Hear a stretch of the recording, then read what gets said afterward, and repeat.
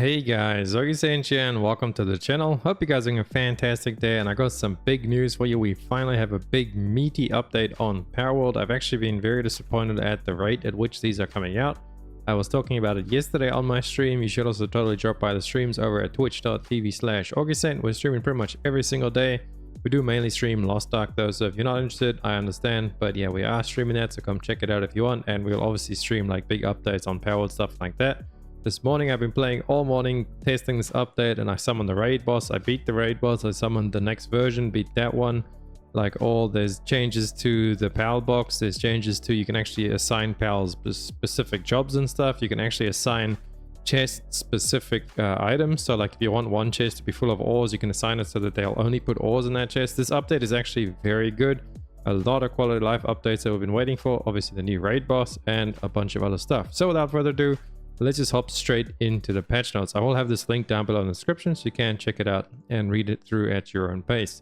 So Steam version has been released. New content implemented the first raid boss. You can summon raid boss pals by using slabs at the new summoning altar. Now this altar is a once-off use. I think it was like 20 palladium fragments and a couple of stone or ore or something like that.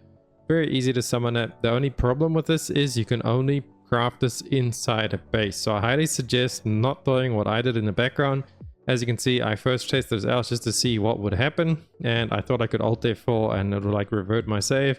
It did not, so I kind of destroyed one of my bases, although I'm kind of going to rebuild that base anyway because we don't really need ore bases anymore since they have added ore as a mining facility. You can actually have your pals just make like an ore pit, so you don't actually need ore bases anymore. So we're going to move that base. Anyway, as you can see in the background, it just gets utterly destroyed by the raid boss. So make sure when you make this altar thing, actually build a base like a attack base, or just very open, just the Palworld box, the PAL box, and then obviously the altar. And then I think building yourself a bunch of the PAL guns and rocket launchers and all those kind of things could be very helpful, as this boss is very chunky and really difficult to beat. And then the legendary version has 900,000 HP. So it's even worse, and actually if you kill it, sometimes it comes back to life, like it comes back with like a third of its HP. So you have to do over 1,000,000 damage to actually beat the hard version of this, and this normal version is not too bad. As you can see in the background there, just messing around the first time, we almost got it, and then I just refined my strategy a little bit and brought in better pals and we got it. So that is the first thing there, the raid boss. I did drop eggs after defeating it, and then the eggs, if you hatch them, it obviously gives you the raid boss.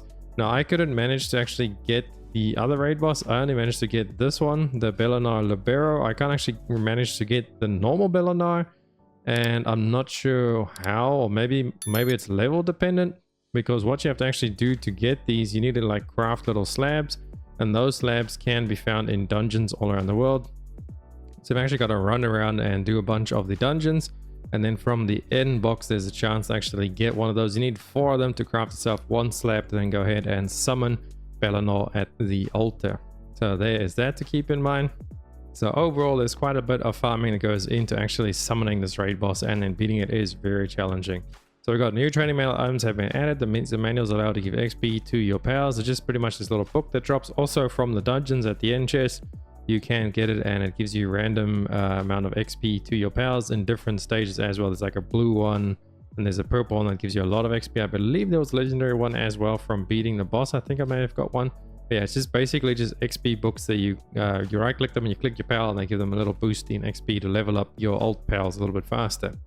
And there's the new ancient technical manual has been added. It gives you ancient technology points. Yep. Recovery meds has been added. So they increase your HP over time. I believe you can craft these like a medicine. New item, Homeward Thundercloud, has been added. You can use this to instantly go back to your base. It does use some materials from a pal that you need to go capture. New item, Ability Glasses, has been added. When equipped, you can see pal stats. This is really nice because you can see your pal stats in your party, out in the world. The one you mounted, you can see they're like hidden IVs from a range from 0 to 100. So you know, the closer it is to 100, the closer it is to like a perfect powerful breeding. Very nice addition over there. New stat boosting items have been added. Power Fruit, Life Fruit, and Stout Fruit. These items will boost pals stats when used. They will boost your attack, life, and I believe it was defense on the other one. I seem to get a guaranteed one of these each time I beat the raid boss as well. So it's a guaranteed drop from her. And then obviously out in the world, you have a small chance to get it from other things as well. Added new passive Mercy hit pals. With this passive cannot reduce enemy HP below 1 HP when attacking. So your pals can't actually kill. They can't get the final hit, so this will make it a lot easier when you go out and capture pals, just to make it so they don't actually kill them. You only need to get them to 1 HP. And they also added this new Ring of Mercy, which does the same thing for you. So if you equip this Ring of Mercy, whenever you are fighting a pal, you'll never drop it below 1 HP. So very easy to go out and capture stuff in the world. New armor multi-climate undershirt has been added to protect yourself against both heat and cold with just 1 slot. I have got this from the raid boss pretty much every single time I beat her. So I believe it is 100% drop chance from the raid boss as well. Just gives you the stats so you don't... I can actually show you guys in game. Let me show you the multi-climate undershirt +2. An accessory that greatly raises heat and cold. This gives you level 3 heat and cold raise. So you don't really need anything. You can put whatever armor you want on. It's a little plot twist. You do get this cool little witch's crown when you beat the legendary version of the boss. Very difficult, but it is pretty cool. They dragon deck damage reduction and it looks pretty sweet. Now back to the patch notes. New building electric egg incubator has been added. It's just an electric egg incubator that adjusts the heat by itself, so you don't have to like worry about heating or cooling the egg down. New building ore mining site has been added. Like I said before, the ore mining site, you can make a base anywhere now. So like ideally you still want to go after coal because coal is pretty much widely used. And then just put a ore mining site in your base, and then your pals have you have an unlimited amount of ore that you can mine over there. Pals. Kelpsy can now produce power fluids at the ranch. Doomwood can now produce high quality at the ranch. You can now reduce the weight of metal ore while riding Surf and Terra. Increase the amount of ore dropped while riding Astragon. You can now raise Pal's rank to the maximum with a single synthesis using the Pal Essence Condenser. Condensation progress is now accumulated in the individual Pal. I'm not quite sure. I think this is when you like eat your Pals, you like level them up with the stars. Maybe instead of, you know, putting like 4 and then 16 and 32 or whatever, maybe you can just put them all in at once. I'm not quite sure what that means. Negative Pal stats will be resolved after spending some time in the Pal box, so you'll lose any like ailments they had on them. UI. While aiming a spear, you will now display how many of the target pals has been captured. That's very nice. You can see how close you are to that 10 capture bonus, or just how many you have if you, or maybe you're not sure if you have it, so then if you don't have it, you aim it and you'll see that it's 0 out of whatever it is. You can now check the cooldown on partner skills of all your pals on the main screen. Equipment and item stats are now visible on the technology screen, even if you have not unlocked them first. The tutorial has been improved and renamed to Journey. You can now hide the journey in the game options. Damage number display size can be changed in the game options as well. In raid boss battles, the damage numbers tend to overlap a lot and may be difficult to see, so we recommend adjusting the size. Yeah, there's a lot of numbers going on in that raid boss earlier on. Players' item drops by players after death on dedicated server can now be picked up by anyone after 24 hours of real time have passed. Add a new sleeping player emote.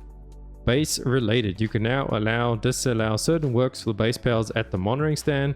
Okay, this I gotta show you guys because this is beautiful. So this is the monitoring stand, and usually you like set the work mode to set them how hard you want them to work, or you can actually now press V to set work preference, and now you can make them do things that you want them to do or not do. Like for example, the Astragons, I only want them to mine, so then I disable the handiwork. You can disable the combat too, but I never get raided on this base anyway. But if you were on like a certain base that you got raided and you don't want them to fight, then just unclick that as well. And one thing I did notice is that this monitoring stand, it remembers the type of pal and your preference that you had before, because I had these Astragons in here before and then I took them out. This was my mining base before I blew it up with the destruction of that Bellinor raid in the beginning of the video. So I had them all sitting there, like set it up and tested it, and then I took them out, and then now I put them all back just for the video to show you guys, and that actually remembered my preferences. Well, with Anubis, I need to disable this. I didn't have them in before, so it should remember the preference of the pal. So if you take this specific pal out, it should remember its preference once you put it back. So that's really nice. And then as well, the change to the chest. I don't have any chests up yet. Let me hop down here and show you guys what the chest changing does. So if you come to the chest and you press chest settings C, you can now actually choose what you want them to store in there. So if you uncheck all, you can just uncheck all, and for example, you only want them to put ores in here, you click all. So go uncheck all and just go ores. Now your pals will only place ores in this chest. Obviously, if you do have multiple chests, like down there I have another chest, you have to make sure that you have them set up to like which each chest has its individual settings. As you see in that chest now, we hop down to this chest, and then if we go to chest settings, individual settings as well. So it depends on what you want your pals to actually put in there, but it's a really nice change overall. Chest filters. Crafted items are now transported from crafting facilities. Selecting allow transport when crafting will result in pals transporting those chests when finished. So pretty much when you craft ammo or anything on a crafting bench, it usually sits there until you pick it up, like salads or ores or anything. But there is actually an option. Let me see. I think I've destroyed like everything in my yeah, my base is completely destroyed. I had like all machines over here. Basically it's like a little tick box under. It's like deliver this when it's finished, and your pals will then deliver it to obviously whatever chest it has that you have set for those materials. Okay, let's see. You can now edit your character's appearance by using the antique dresser that you unlock with ancient technology points. Building and building piece placement rules have been relaxed. Okay, so it should be easier to build now. I haven't actually tried that. We'll try it soon and then give you guys a little updated video on that. You can now connect stairs facing upwards. Okay, roof pieces can now directly connect to foundations. That's nice. Triangular walls can now be connected to stairs. Okay, that's nice, because before you would have to like delete the stairs and then place the triangle, then place the stairs over it. You can now force a pal to work and cancel their break by picking them up and throwing them towards the facility. Pals recover to sanity while taking breaks, so be careful of that. Fixed assignments remain fixed. They used to not do that before, but if you do place them in the pal box, it will get reset. So make sure that you must assign them to the fixed assignments again. Balance adjustments. Minimum heat and cold resistance have been added to various armors. You'll no longer need to take off your heat resistance armor when it is cold at night in the starting areas. Or you can just use that multi-piece like I have that gives you cold and heat on everything.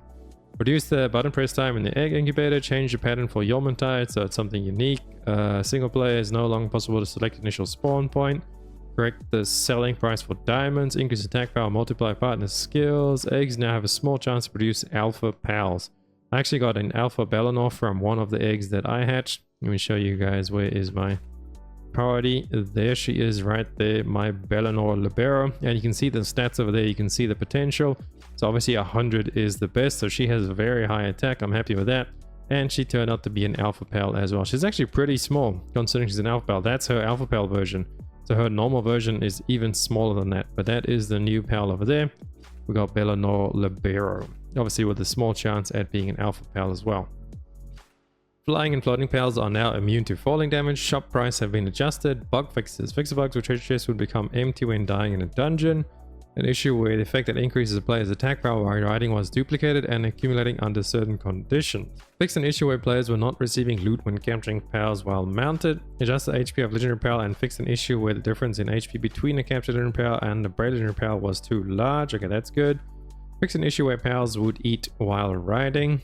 Okay. I'm not sure why that's an issue. Fix an issue where spears thrown close to wild pals would not hit and be lost. Yeah, that's happened to me a lot of times. Improved various power models and textures, added and adjusted some sound effects, many other minor bug fixes, dedicated server. Fixed an issue where sorting did not work in serverless, improved serverless to allow page transitions. Dedicated server now supports various log outposts, implemented REST API. Please check the tech guide for details. Cheat prevention and soundtrack. One new song has been added. If you've already purchased the soundtrack, please update and enjoy the new song. So as you guys can see, pretty beefy update. Some of the biggest things for me obviously was the chest assignments. You can assign the chests, and as well up top there the monitoring stand where you can assign them, and then as well the actual raid. So it's pretty fun. It's very challenging. I think the normal version was at like 450,000 HP she had, and then the legendary version was 900,000. So what I'm going to do is maybe if I'll make a video soon on how to actually beat her. But what I could suggest is make another throwaway base on like a super open area. So you see like down there, just you want like a big open area. And then you place your pal box in the middle, obviously. And you place the altering, like the summoning, whatever it is, the altar on the one side of the base. And then on the other side of the base, you just have like this massive defense wall with all of like these things, these mounted missile launchers and machine guns and mines and stuff. Because you can use all of this within a base, and you have to have the altar within a base as well. So you might as well. These might end up doing more damage than what your pals can actually do. So I'm gonna have to go test that out and make another video for you guys. But that is it. I'm so glad that we finally got some juicy update for Palworld. Excited to come back and play a little bit, as I have been itching to play some more Palworld again. Thank you guys so much for watching. If you liked the video, please drop a like and a sub to the channel. It helps me out so much, and I'll catch you beautiful people in the next one. Run free and dive into the sky. hear the wind crying